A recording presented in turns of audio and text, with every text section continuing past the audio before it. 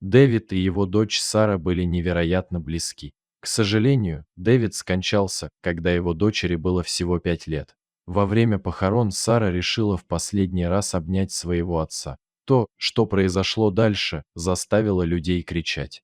Дэвид родился в бедной семье, и у его родителей была мечта вырваться из порочного круга бедности, который передавался из поколения в поколение. К сожалению, они ушли из жизни, прежде чем их мечты смогли осуществиться. Полной решимости изменить свою жизнь, Дэвид искал способы создать для себя лучшее будущее. Он работал на стройках, прежде чем заняться продажей фруктов на обочинах дорог. Иногда он также работал в ночную смену на фабриках, чтобы заработать денег на поддержание своего бизнеса. После ночной смены он направлялся прямиком в свой маленький магазинчик и весь день без сна и отдыха продавал свою продукцию. В один из таких дней Дэвид встретил Софию в магазине. Сначала его поразила ее красивая походка, затем очаровательные глаза и веселая улыбка. София приходила за фруктами каждый день в одно и то же время. Так продолжалось несколько недель, и Дэвид не успел опомниться, как влюбился в нее. За это время София и Дэвид быстро стали близкими друзьями, но мужчина жаждал большего. Он хотел, чтобы София была в его жизни, и ему хотелось рассказать ей о своих истинных чувствах к ней. Однажды, когда был предсказан сильный шторм, казалось, что судьба подарила ему именно такую возможность. В тот день Дэвид привез совсем немного фруктов, поэтому ему пришлось извиняться перед покупателями, которые пришли после того, как все было распродано. Однако он оставил любимые яблоки Софии в стороне, надеясь, что она появится. Должно быть, это был его счастливый день, потому что она пришла буквально через несколько минут. Когда Дэвид подавал яблоки, внезапно начался дождь. Мужчина был в панике, потому что ему пришлось быстро собрать все прилавки, пока дождь все не испортил. С деньгами у него было туго, так что любые незапланированные траты в данный момент были недоступны. К его удивлению, София помогла ему. На это у них ушло всего несколько минут, но молодые люди все равно насквозь промокли. Дэвид рассыпался в извинениях перед девушкой, но она отмахнулась от них со своей мягкой улыбкой. Они укрылись на автобусной остановке и проговорили несколько часов под проливным дождем. Когда Дэвид и София разговаривали, он больше не мог сдерживать свои чувства. В конце концов, он признался, что любит ее и хочет, чтобы она была в его жизни. София на мгновение замолчала, охваченная эмоциями. Затем с теплой улыбкой на лице она спросила, почему так долго? Я мечтала об этом моменте. После этих слов, произнесенных между ними, их отношения вскоре переросли во что-то прекрасное. В большинстве случаев София присоединялась к Дэвиду на улице, чтобы продать фрукты. Их любовь была прекрасна, и это привлекало покупателей в их небольшой ресторанный бизнес. Вскоре появилась хорошая прибыль, и через несколько месяцев Дэвид смог открыть большой магазин. Он считал Софию своим талисманом, и его любовь к ней стала еще сильнее. По мере того, как бизнес Дэвида стремительно рос, его отношения с Софией развивались еще быстрее.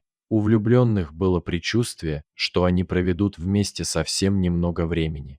Всего через 6 месяцев они стали жить вместе и через 4 месяца поженились. Пара очень хотела создать семью, но, несмотря на все их усилия, они не смогли зачать ребенка. София была обеспокоена. Часто она не спала всю ночь и плакала. Дэвид просыпался, глубоко вздыхал и уверял ее, что когда-нибудь у них будут собственные дети. 2 года спустя София забеременела. Пара была вне себя от радости. Беременность Софии протекала гладко, и в положенный срок у счастливой пары родилась девочка, которую они назвали Сара.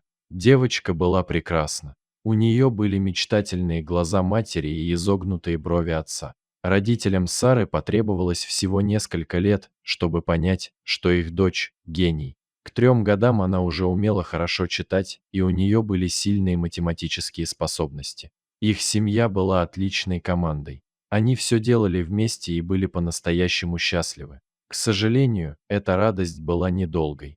На 5-й день рождения Сары произошел ужасный инцидент. Семья играла в игры в помещении, когда Дэвид внезапно потерял сознание. Сара отчаянно прижалась к нему и начала кричать: «Папа, проснись!». К счастью, через несколько минут Дэвид пришел в себя. Он объяснил обморок стрессом и предположил, что это больше не повторится. Но всего неделю спустя Дэвид снова потерял сознание.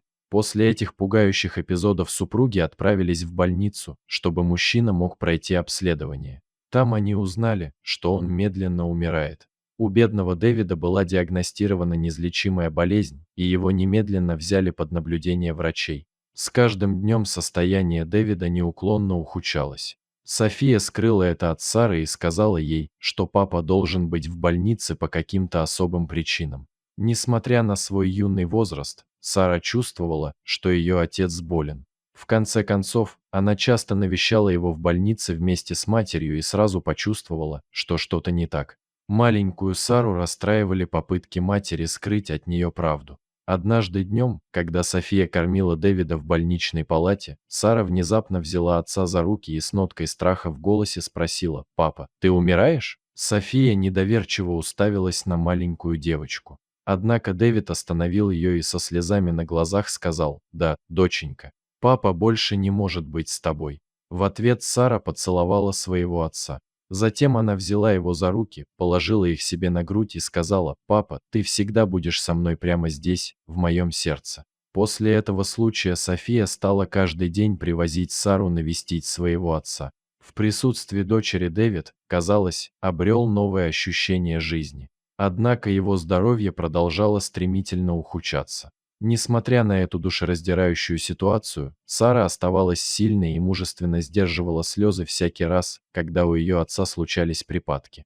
Довольно скоро всем стало ясно, что у Дэвида осталось не так уж много времени. София отказывалась признавать, что ее муж не будет бороться за свою жизнь. «Почему ты решил уйти от нас?» — спросила София, со слезами на глазах увидев своего мужа, безжизненно лежащего на больничной койке. «Ты обещал всегда быть рядом, любить меня вечно. Почему ты не можешь бороться?» — сердито спросила она. Дэвид, собрав последние силы, притянул ее к себе, обнял и сказал, что ему очень жаль. Но София выскользнула из его объятий и выбежала, заливаясь слезами, застилавшими ей глаза. После ухода Софии Сара провела весь день со своим отцом, никому не разрешая входить в его комнату. Она крепко обняла отца, и они оба заплакали. В глубине души они попрощались. Дэвид мирно скончался во сне на следующий день. Когда София узнала о смерти своего мужа, она была безутешна. Ее переполняли сожаления, и она злилась на себя. Она пожалела, что не попрощалась с ним как следует, и не пообещала, что никогда не перестанет любить его и не выйдет замуж за другого мужчину. Сара, с другой стороны, чувствовала себя умиротворенной. Все эти прекрасные разговоры, которые она вела с отцом, помогли ей обрести душевное равновесие. София не переставала плакать даже на его похоронах. Сара была печальна, но глаза ее были сухими. Перед тем, как опустить гроб с телом Дэвида, Сара почувствовала желание обнять своего любимого отца в последний раз. Все с жалостью наблюдали, как Сара обнимала отца несколько минут, которые показались ей вечностью. Слезы текли по щекам маленькой девочки и намочили погребальную одежду ее отца. Сара шептала отцу на ухо нежные слова, а затем в последний раз поцеловала его в лоб. И в этот момент произошло нечто совершенно шокирующее. На кладбище внезапно прилетел голубь и сел Дэвиду на грудь. Голубь слегка клюнул Сару, и ее губы растянулись в улыбке. В то время как взрослые тряслись от страха, даже София была немного встревожена, не зная, что с этим делать. Сара знала, что голуби олицетворяют мир и любовь, поэтому она восприняла это редкое явление как способ ее отца в последний раз показать свою любовь к ней. Много лет спустя Сара рассказала своим детям и внукам о невероятной любви, которая связывала ее с отцом. Дети и внуки Сары также верили, что присутствие голубя символизирует любовь, которую Сара испытывала к своему отцу. Дорогие зрители, если вам понравилась эта история, обязательно поставьте палец вверх и поделитесь этим рассказом со своими друзьями. Если вы впервые на этом канале и еще не подписаны, рекомендую подписаться прямо сейчас, чтобы не пропустить очередную захватывающую историю.